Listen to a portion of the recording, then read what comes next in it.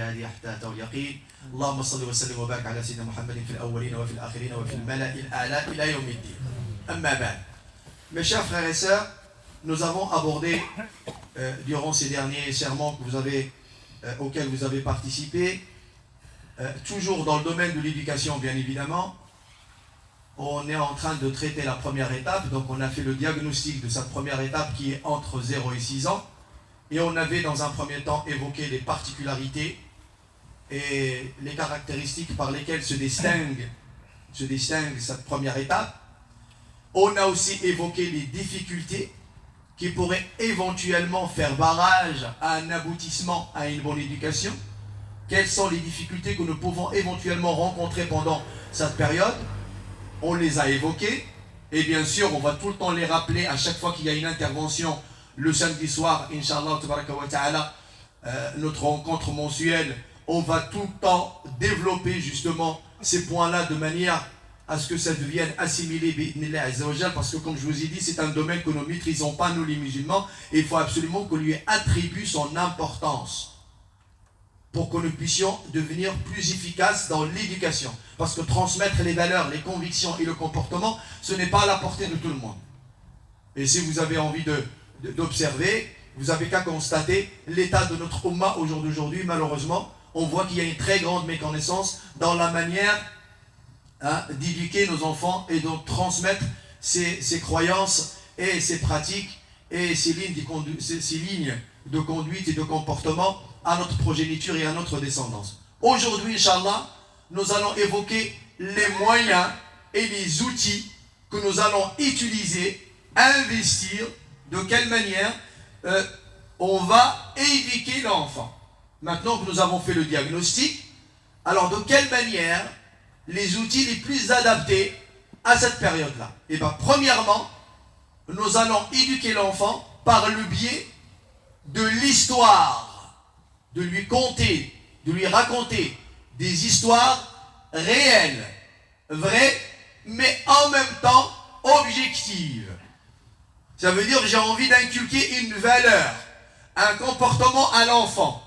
Donc je choisis l'histoire qui va justement traiter ce sujet-là, mais réel. Je ne vais pas lui raconter les mille et une nuits. Je ne vais pas lui raconter les fables de La Fontaine. Il faut que ce soit des histoires où il y a une morale. Il faut que ce soit vrai de manière à lui inculquer des valeurs. Nous avons les histoires des prophètes, des messagers, des compagnons, des compagnonnes, des vertueux, des unis d'Allah, des ulama, des grands imams, Imam Malik, Abu Hanifa, Ahmed ibn Hanbal, Sufyan al-Tawri, Imam al-Awza'i, Ibn Hazm. Lorsqu'ils étaient enfants, lorsqu'ils étaient jeunes, comment ils ont grandi ces ulama? Le fait d'évoquer toutes ces histoires à nos enfants, mashallah, eh bien, ils vont acquérir un certain nombre de qualités. Ils vont apprendre un certain nombre de valeurs. Donc attention, ne pas lui raconter des bobards, ne pas lui raconter une histoire qui n'est pas vraie, qui n'est pas réelle, parce que tu vas laisser l'enfant dans le doute et dans l'abstrait. Il faut que ça soit concret, il faut qu'elle soit objective. Ce n'est pas lui raconter une histoire pour lui raconter une histoire, pour qu'il puisse dormir la nuit, pour qu'il ait un sommeil plus facile. Non, je lui raconte une histoire parce qu'il y a une morale à tirer de cette histoire-là. Il doit absolument en profiter. Ce n'est pas une berceuse. Ce n'est pas une berceuse. On n'est pas là pour bercer l'enfant, pour qu'il s'endort le plus vite possible.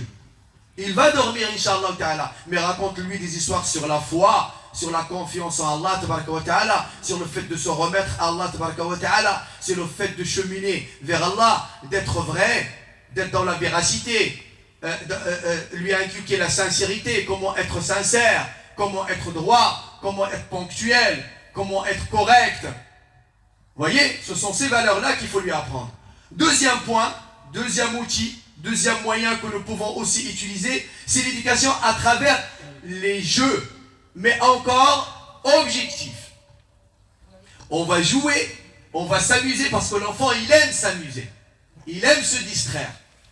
Mais tu peux tout en t'amusant, en amusant l'enfant, garçon ou fille, il faut que ce jeu-là, il ait un objectif. Tu dois développer quelque chose chez lui. Tu dois absolument le faire progresser à travers le jeu. Il doit avancer et évoluer tout en s'amusant. Ce n'est pas un jeu pour jouer. Il joue, il s'amuse, voyez, et il est épanoui dans ce qu'il est en train de faire, mais en même temps, il est en train d'acquérir un certain nombre de choses. Et ça, c'est important. Et aujourd'hui, les moyens, alhamdoulilah, sont présents.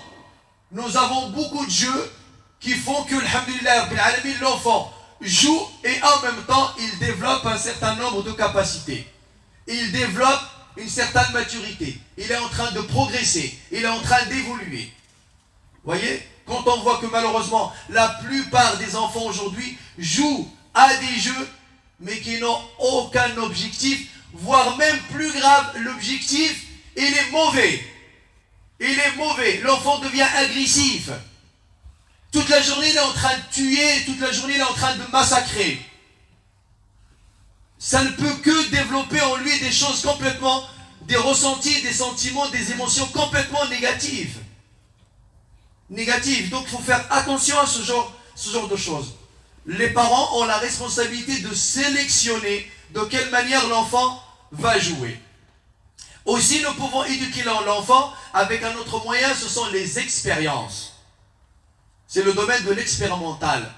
On doit absolument, par du palpable, voyez, par des choses qu'il va toucher de ses propres mains, voyez, par un vécu, voyez, par un accompagnement, un encadrement, le fait de vivre les choses, cette expérience va lui inculquer des valeurs et va le faire progresser et va le faire avancer. Aussi, nous pouvons éduquer l'enfant par le biais de l'habitude, de la tradition. Il faut l'habituer. Et l'habituer, ça demande un suivi. Ça demande une présence. Beaucoup de parents, malheureusement, veulent éduquer l'enfant avec de l'absence. Parce que je lui ai laissé un message sur le frigo. Parce que je lui ai rappelé verbalement une fois ou deux. Mais le papa et la maman sont complètement absents. Quand l'enfant y va pour aller se coucher, pour aller dormir, il doit être accompagné entre 0 et 6, de manière à vérifier, est-ce qu'il fait son invocation? Est-ce qu'il fait son dua? Est-ce qu'il a pris l'habitude de faire son ablution avant de dormir? Est-ce qu'il fait ses adkar avant de dormir? Et de temps en temps, tu lui poses ces questions-là pour voir est-ce que c'est devenu une habitude chez lui ou pas. Et non pas, il vient, il s'allonge, il dort et c'est terminé. On doit être attentif, ce sont des moyens que nous devons utiliser, mais on va les développer, Inch'Allah, quand on aura l'occasion, car le discours du vendredi ne le permet malheureusement pas. 5e moyen que nous pouvons utiliser, c'est l'exemplarité. Et ça, c'est un des meilleurs outils que nous pouvons utiliser. Quand les parents sont un exemple que les enfants peuvent suivre, subhanallah al-azim, eh bien, l'enfant, le garçon, la fille trouve une facilité à évoluer dans son cheminement vers Allah ta'ala. Quand toi tu fais la prière à l'heure, quand toi tu lis le Coran, quand toi tu fais dhikr, quand toi tu dis vrai, quand toi tu as un bon comportement, quand toi tu es sérieux, quand toi tu es ponctuel, comme toi tu es dans la rigueur, eh bien tes enfants, bi'idhnillah ta'ala, lorsqu'ils vont vivre avec toi, ils vont devenir comme ça. Parce qu'ils le vivent et ils le voient au quotidien. Mais lorsqu'ils voient le manque de sérieux, lorsqu'ils voient que toi, le papa et la maman vont retarder les prières, lorsqu'ils voient que vous ne lisez jamais le Coran al-Karim, que vous ne faites jamais le dhikr, que lorsque vous parlez, il y a du mensonge, vous ne dites pas la vérité, vous trichez, voyez, vous cherchez à arnaquer à droite et à gauche, à voler à droite et à gauche. Comment voulez-vous que l'enfant soit droit? C'est pas possible. L'éducation, elle n'est pas verbale. L'éducation, c'est du concret. C'est transmettre réellement les valeurs. Il faut que ça soit un vécu pour pouvoir le transmettre. Et pour finir, Inch'Allah, l'éducation à travers les concours, à travers une concurrence, à travers l'interrogation, question-réponse. Voyez, ce sont des évaluations, entre guillemets, mais qui sont dans un environnement adéquat par rapport à la famille, à la situation familiale. Et il faut absolument que ce genre d'activité existe dans le foyer musulman, de manière à inculquer cette valeur, cette concurrence, qui va apprendre le plus, qui va faire plus d'actions, qui va faire plus de dhikr, qui va apprendre plus de versets, qui va apprendre plus de dua, mais toujours dans l'esprit de la motivation. Il faut que l'ambiance reste saine, il ne faut pas qu'il y ait d'animosité, il ne faut pas que ça devienne au niveau de la jalousie. Et c'est pour ça, les parents, il faut qu'ils soient attentifs justement à leurs enfants, de manière à ce que cette concurrence, ce concours, ce questionnement et ces réponses soient adaptés à l'état psychologique de l'enfant et à la relation que les enfants doivent avoir au sein du foyer, de manière à ce qu'ils ne deviennent pas des adversaires, qu'ils ne deviennent pas des ennemis.